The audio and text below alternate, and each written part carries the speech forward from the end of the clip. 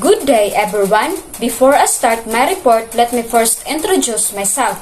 I am Kimo Francisco from Vika Ed2A. My topic is about stimulus.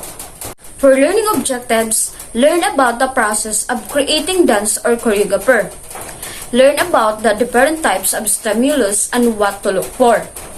Learn what inspires professional choreographer. Key terms is defined as the starting point or incentive for creative movement.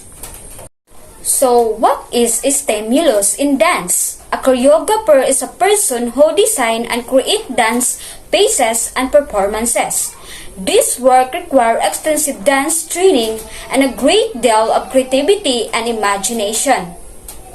So the choreographer must begin with something that inspires an idea for a dance piece, and this something is called the stimulus. It might be an idea or concept, a story, a piece of music, or simply a wish to use certain movements or patterns. The choreographer then takes that stimulus and expand it into the finish to be set on the dancers. Now let's move on to the stimulus dance composition can be divided into 5 main categories. First one is auditory, second is visual, third is tactile, fourth is ideational or theme-based, lastly is the kinesthetic or movement-based.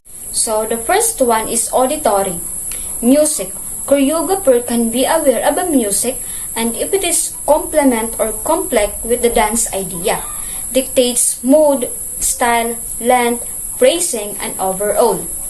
Voice, poem, sound effects, letter restriction in the ways this can be used. So, musical lyrics can inspire a dance, an action word can be dance, literary, for example, touch, reach, fall, and etc. Poetry is another form of auditory stimulus. Second is visual stimulus.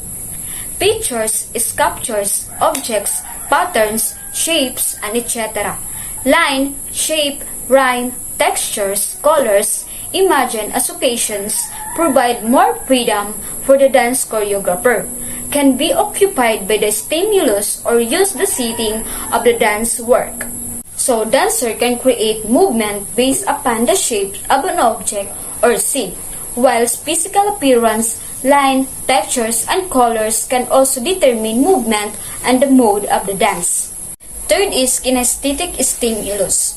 Movement itself has no communicative purpose. It does not stand to transmit any given idea, but must have a style, mood, dynamic range, pattern, or form. Example, tip, fall, walk, and etc.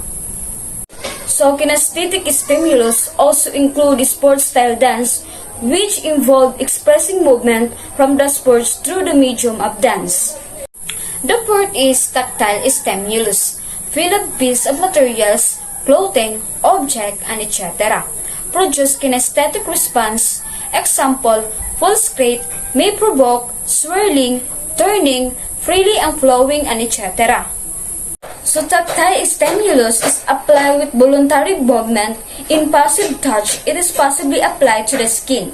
Different parts of the cerebral cortex are stimulated by tactile stimulations, depending on the manner of the tactile input. Lastly is ideational stimulus.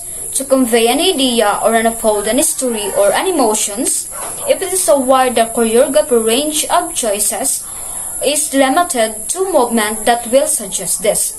If it is the story, then it also has to be sequentially portrayed in a narrative form.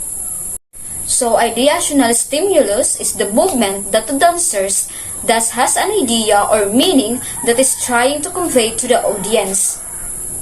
So, here are the example of stimulus in dance composition.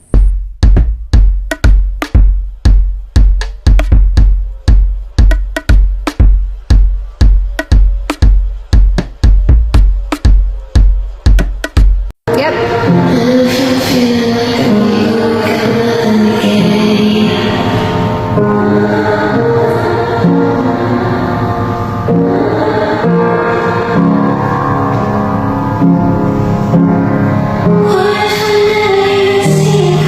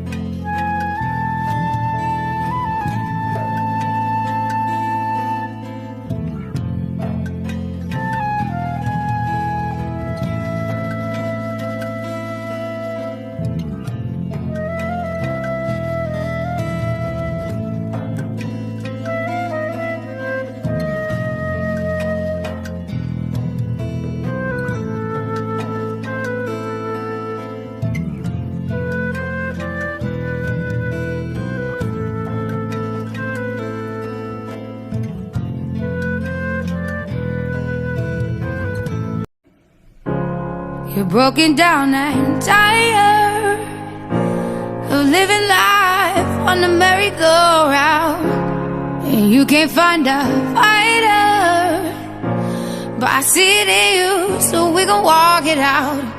Move mountains, we gon' walk it out and move